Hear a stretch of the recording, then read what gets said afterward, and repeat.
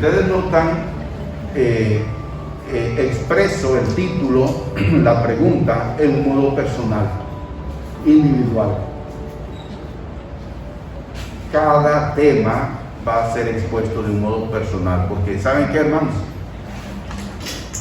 En el día final, cuando estemos en el juicio, vamos a hacer individualmente, Dios y yo frente a Dios.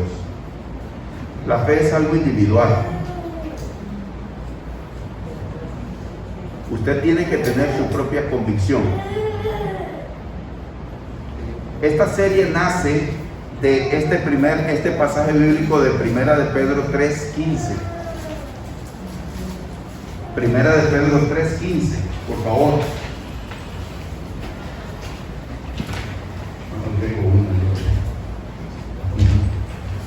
Primera de Pedro 3:15.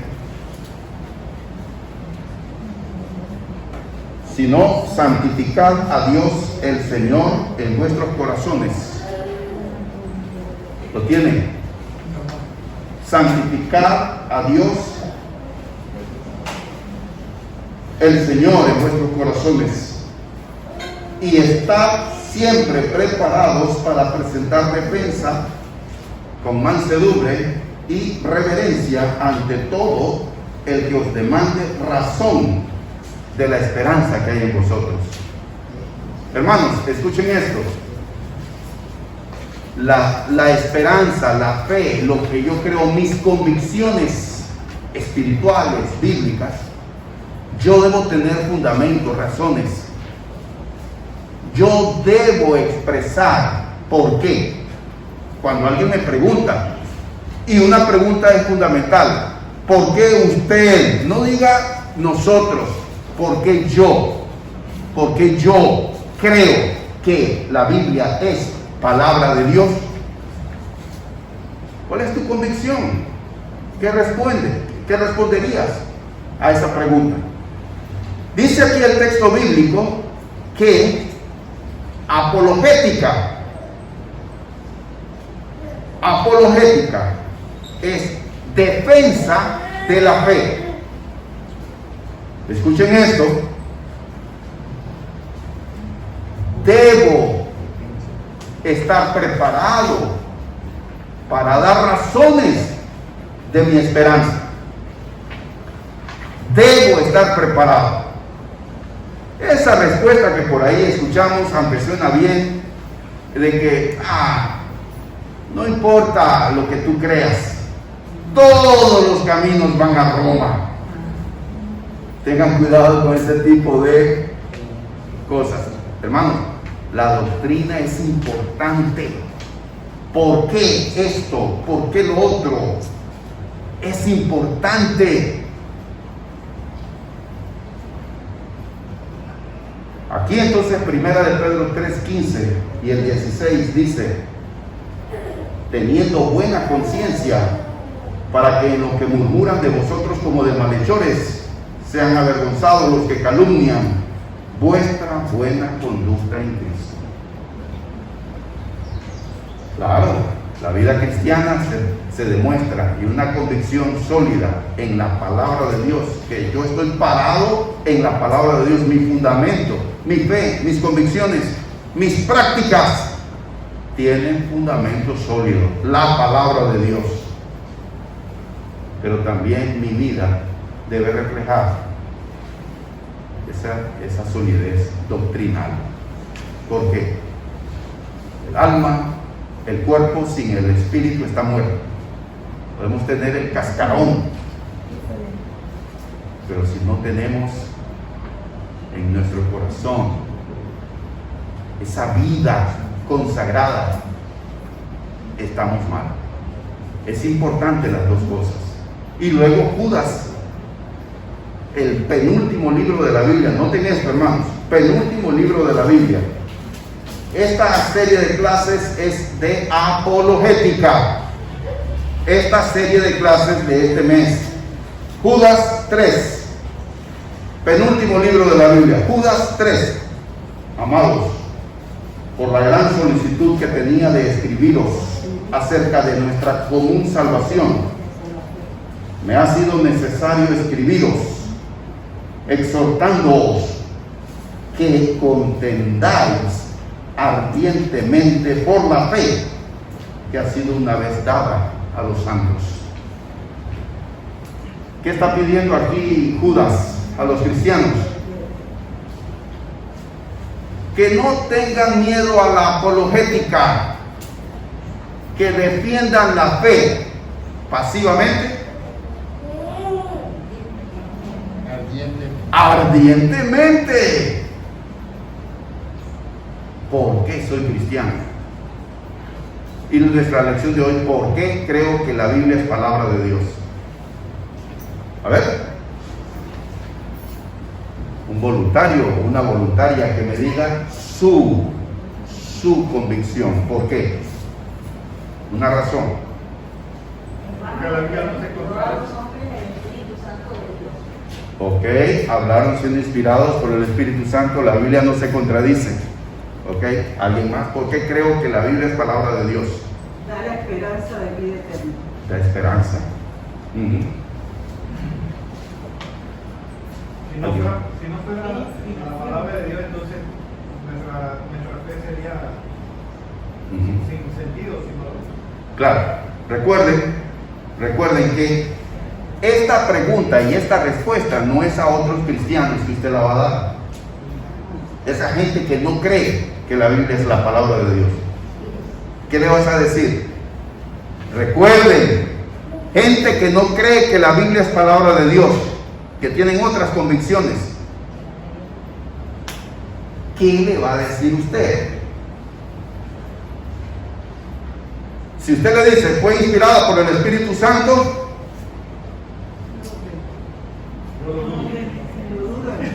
ajá. Entonces miren, por eso ustedes tienen que saber por qué dar argumentos, apologética, defensa de la fe. Judas 3 dice que contendáis ardientemente por la fe, una vez dada a los santos. Allí fe, en Judas 3, no es creer, confiar en Dios. ¿Qué significa fe allí? El conjunto de doctrinas, la doctrina bíblica, la doctrina de Dios para la iglesia, porque hago este énfasis. La iglesia no tiene doctrina, la iglesia no legisla. Nosotros no tenemos autoridad para crear leyes espirituales. La iglesia recibe del Espíritu Santo el libro. Entonces, la fe fue dada. Dios da el conjunto de doctrina. Lo que debemos creer, Dios lo dio, lo reveló. Ok, voy a compartir con ustedes dos argumentos. El primer argumento, cosmológico. Ya el hermano viene con palabras. Primero me habló de apología, apologética, y ahora me habla de cosmología. ¿Qué es eso? ¿Astrología? Claro que no. Voy a ponérselo en esta manera. La Biblia es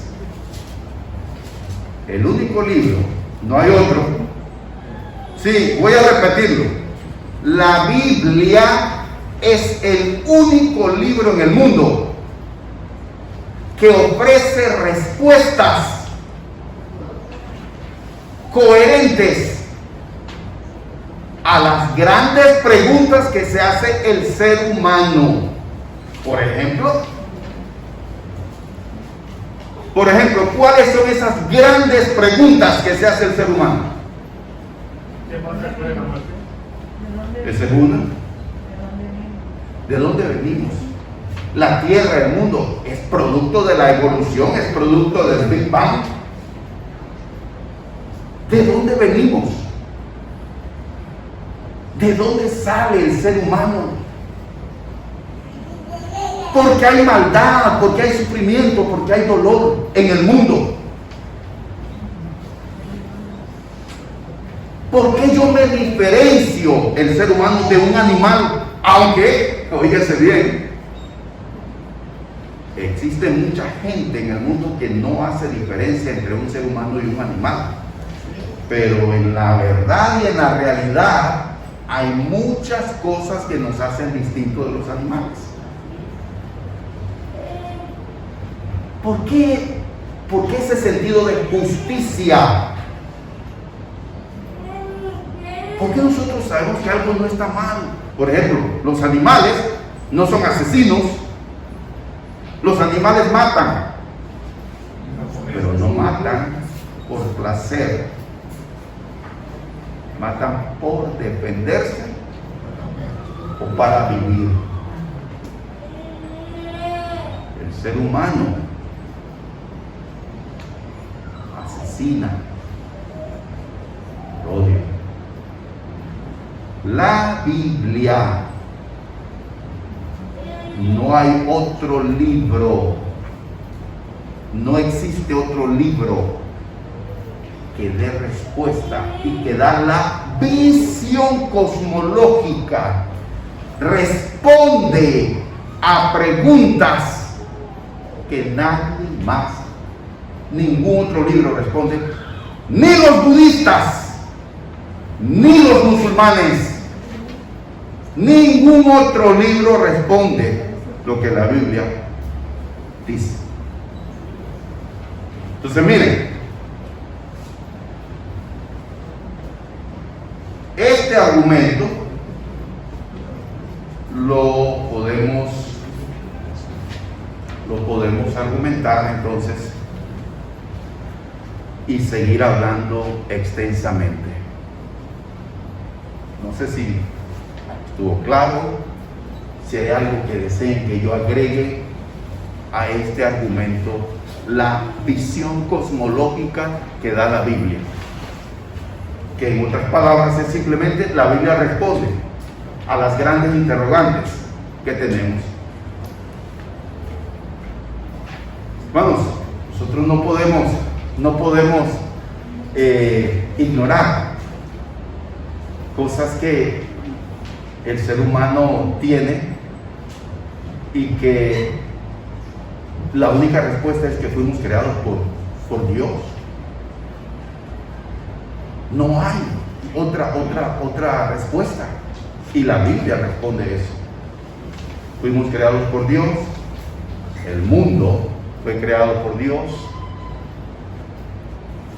el mal, Satanás, no fue creado malo, él fue creado bueno, pero Dios lo creó con voluntad propia, libre albedrío, elección propia, y él eligió desobedecer y ser como Dios. Hay muchas cosas que la Biblia no responde. Quiero decirles esto, miren, la Biblia no es un libro de geografía, ni de historia, ni de ciencias. Es un libro espiritual. Y dentro del mundo espiritual hay muchísimas cosas que la Biblia no responde. Hay cosas que no entendemos y no comprendemos. Lo único que sabemos es que el mal existe, porque Satanás, que no fue creado malo, sino bueno, él recibió de parte de Dios la voluntad propia y él eligió, así como Adán y Eva. Dios no los creó robots, no los creó máquinas, no los programó. Mucha gente hace preguntas, pero si Dios sabía que Adán y Eva iban a comer del fruto del árbol prohibido, ¿por qué lo puso allí? ¿Cómo que por qué? Dios nos creó. Escuchen esto. ¿Por qué nos hizo Dios? Solo tengo una respuesta. Por amor. Dios no nos creó porque nos necesitara nada. Por amor. Y por amor nos creó con voluntad propia. Él quiere que el hombre, la persona, le obedezca voluntariamente. Y puso allí el árbol para que el hombre eligiera obedecerlo a él o hacer lo que quisiera. Eso se llama amor. Es muy distinto al padre de familia que le dice a sus hijos: no quiero que salgan de la casa, y los dejen cerrados. ¿Hay opción ahí?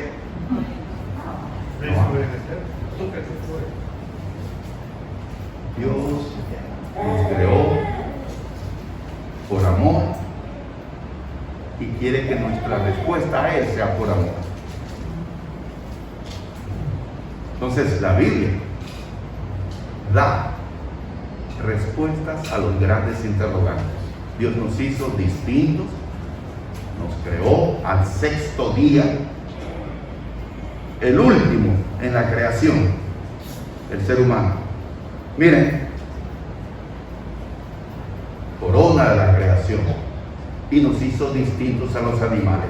Cuando Dios quiso que hubiera peces, aves, animales terrestres, pronunció la palabra.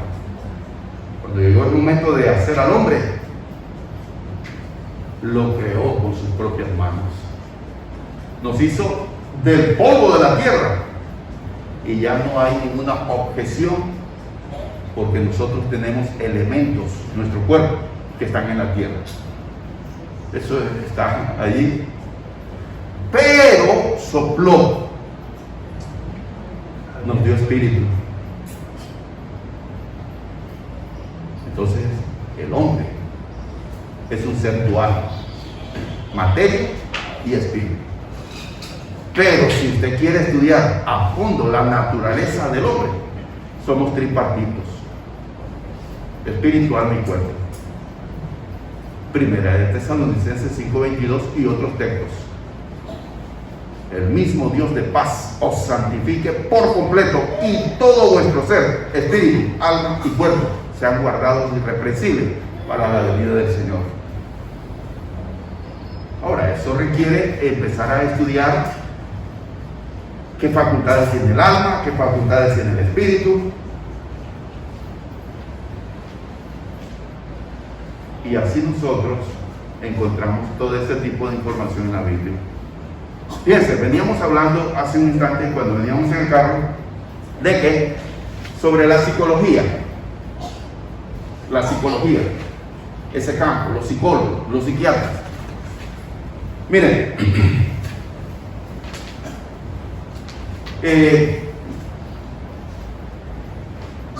los psiquiatras, ellos en realidad recetan medicina, que son drogas,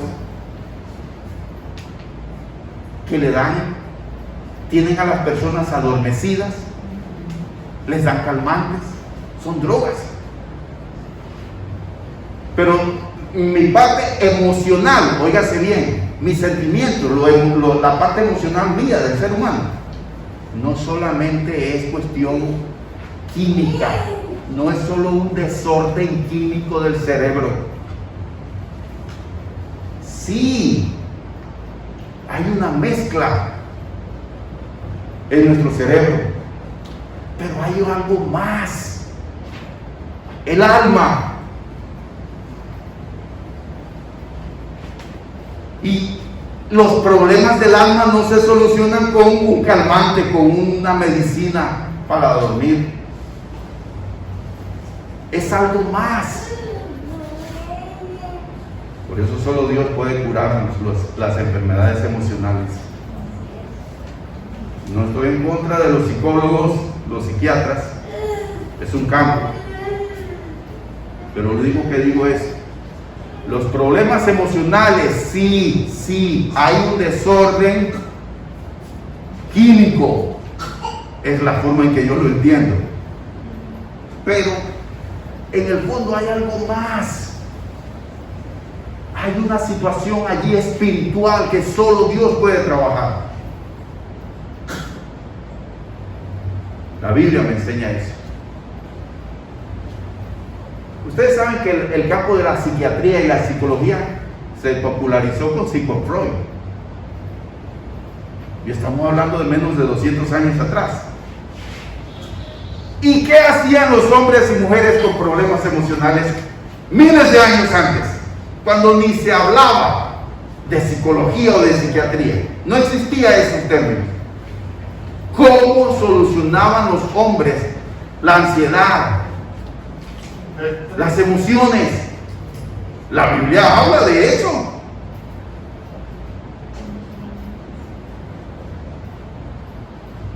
La Biblia habla de ese tema. Por eso creo en la Biblia. Y les doy una ñapa.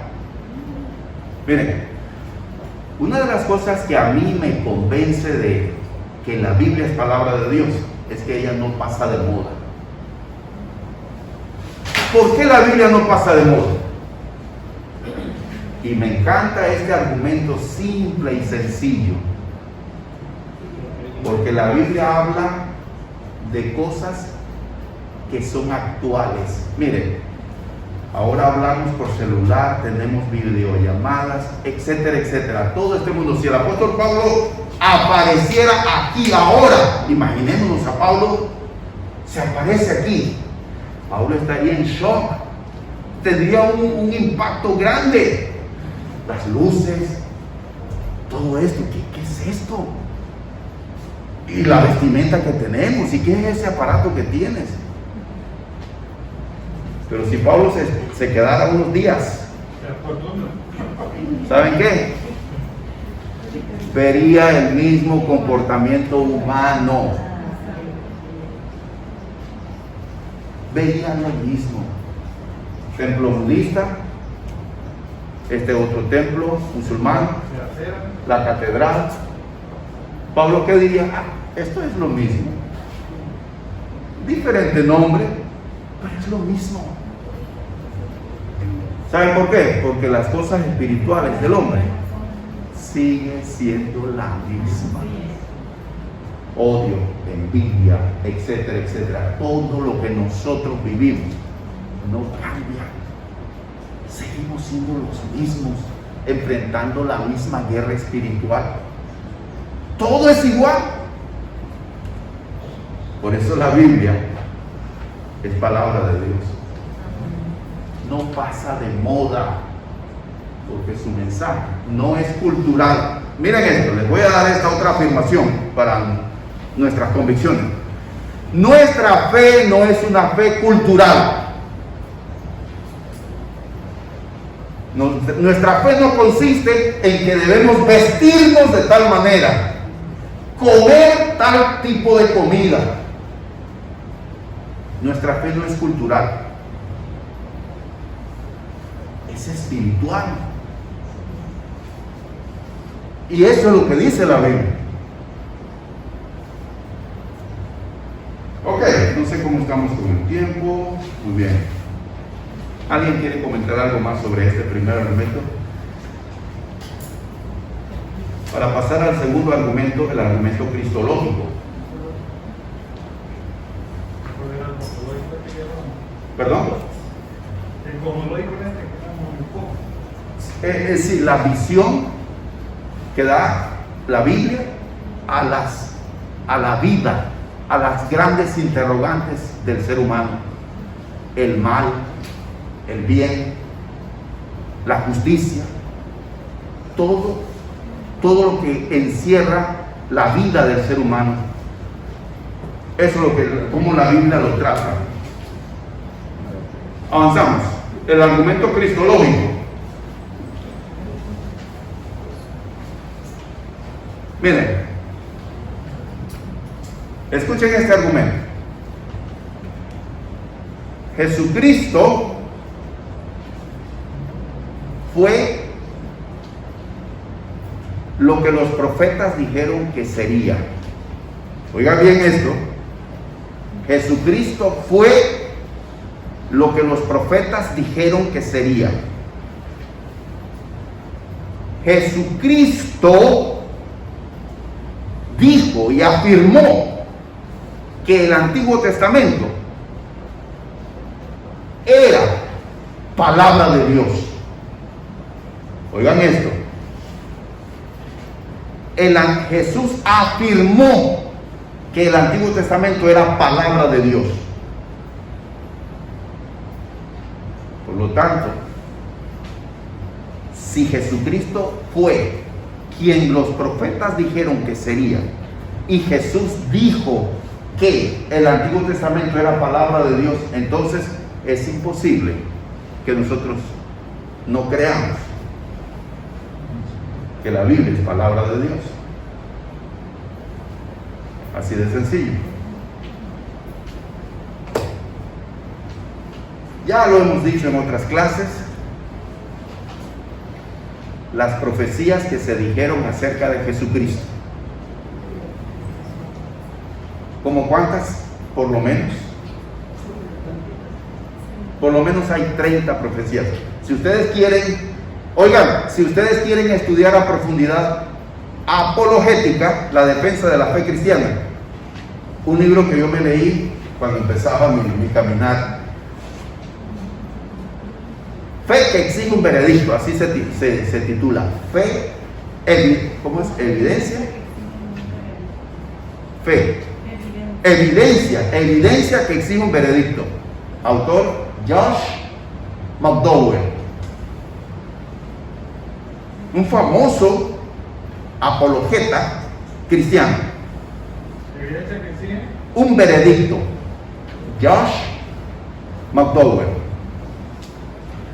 Miren, él expone allí que hay 30 profecías sobre Jesucristo.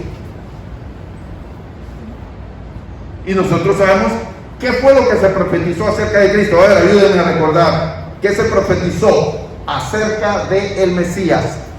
¿Qué se profetizó? Que iba a morir en la cruz. ¿Ah? ¿Que iba a morir en la cruz? ¿Qué más? Salvador del mundo. ¿No le oigo allá?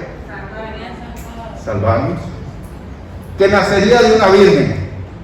Que nacería en Belén. Que sería traicionado. Que moriría entre maleantes. Que sería sepultado en una tumba prestada. Que resucitaría. Que nacería en un pesebre en Belén. Descendiente de David. ¿Saben ustedes? Escuchen bien esto. De la tribu de Judá.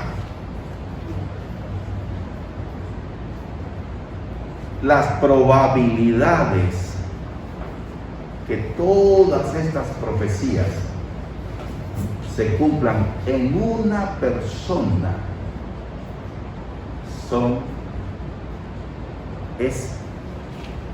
no existe.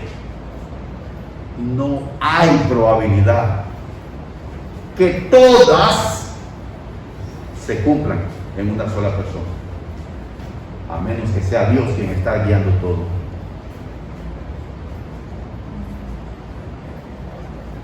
Olvídense de las 30 profecías. Quedémonos con 8 profecías. ¿Es posible que se cumplan? Humanamente no. No hay probabilidad que ni siquiera 8 profecías se cumplan en una persona, todas ellas, a menos que Dios sea quien está guiando. Entonces, fíjense ustedes, todas y cada una de ellas se cumplieron. Miren lo que dice Lucas 24. Lean conmigo rápidamente. Lucas capítulo 24. Jesucristo está después de su resurrección hablando con sus discípulos. Lucas 24, creo que es en el versículo 47. Dice así. El 46. Vamos desde el 45. Lucas 24, 45. Entonces les abrió el entendimiento para que comprendiesen las escrituras y les dijo: así está escrito, y así fue necesario que el Cristo padeciese y resucitase de los muertos al tercer día.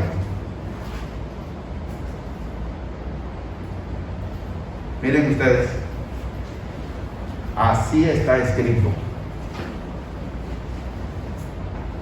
Todas las profecías sobre Jesucristo, su carácter, ¿cómo sería? El Salmo 42, el siervo sufriente.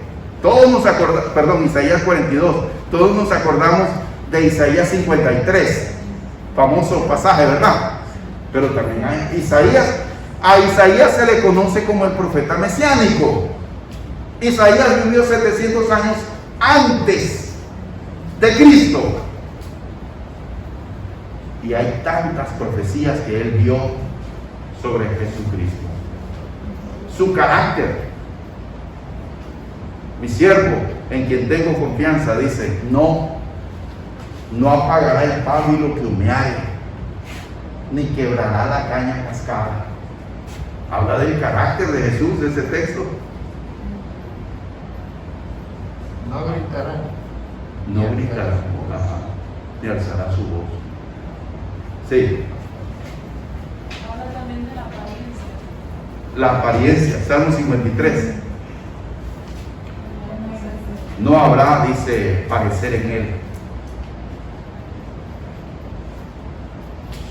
Su aspecto externo, físico, no era lo atractivo. No era el hombre ni el más alto ni el más guapo. No lo era. Si Jesús pasaba a nuestro lado, nosotros no íbamos a decir, este es Jesús nomás. No había nada atractivo externamente. La iglesia cree que la Biblia es más que básicamente confiable, porque esa fuente confiable nos informa que Jesús enseñó que la Biblia no es solo generalmente confiable, sino que es completamente confiable, porque es la misma palabra de Dios. Entonces miren, no solamente creo que la Biblia es palabra de Dios, sino que ella es confiable.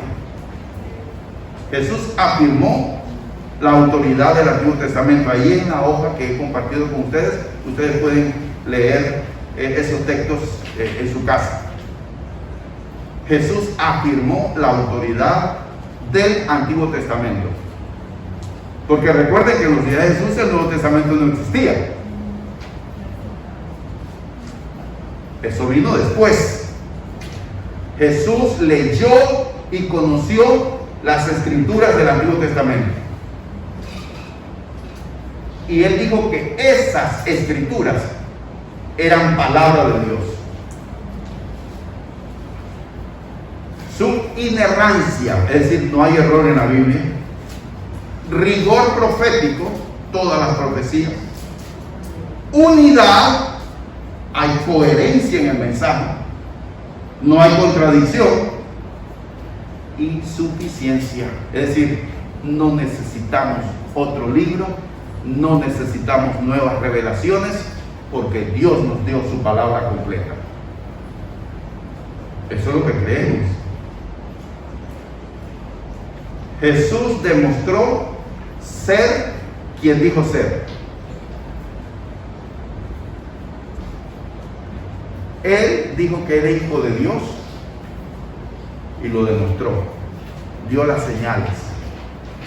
Él fue el justo de Dios, el santo de Dios.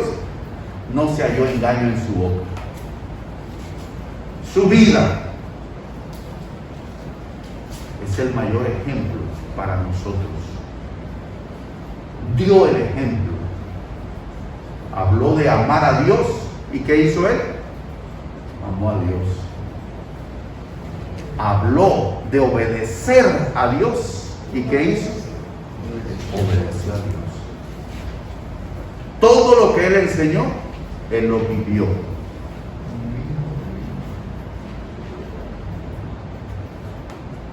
Entonces, pero lo más asombroso es la resurrección de Cristo. Porque los apóstoles no creían, no esperaban que él resucitara.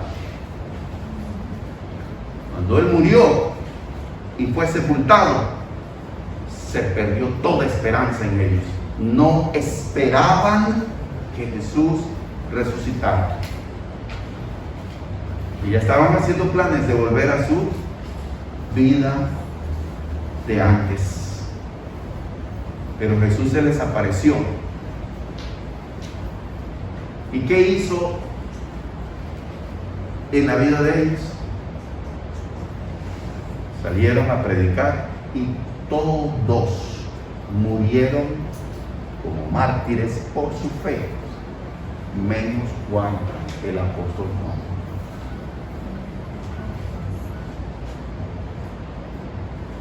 Ellos fueron convertidos, impactados por la resurrección, vieron al Cristo resucitado. Por tanto, la Biblia es lo que Jesús dijo que era. Si Jesús es el Mesías, el Hijo de Dios, yo debo y necesito creer lo que Él dijo, y Él afirmó la autoridad divina de las Escrituras. ¿No es entonces la Biblia el libro más importante de todo el mundo? Yo espero haber contribuido un granito de arena a reforzar la convicción de cada uno de ustedes en que la Biblia es palabra de Dios.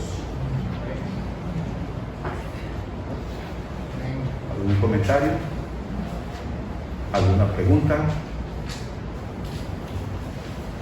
Estamos listos, entonces vamos a orar. El único que murió de viejito fue Juan. Sí, y recuerde que Jesús se lo había dicho, ¿verdad? Los otros murieron violentos. Todos los demás murieron, según la historia extrabíblica. También es donde dice que Jesús demostró ser quien dijo ser. Es en la manera en que él hablaba con autoridad, que la gente reconocía de que la Sí. manera en que él hablaba cuando él le enseñaba. Sí, sí. Jamás hombre alguno ha hablado como este hombre. Eso dijeron los soldados que habían sido enviados a traerlo preso. Fueron, lo escucharon y no se lo llevaron. Regresaron y quienes los habían enviado dijeron, ¿y por qué no lo trajeron? Jamás hombre alguno ha hablado como este hombre.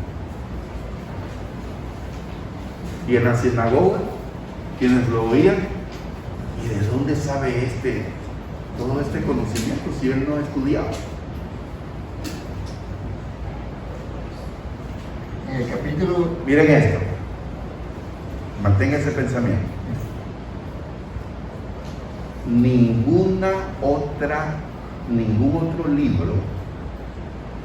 Ningún otro libro ha impactado a la humanidad como la Biblia. No hay otro libro. Hay otros libros sagrados. Si ustedes supieran lo que los musulmanes creen de su libro,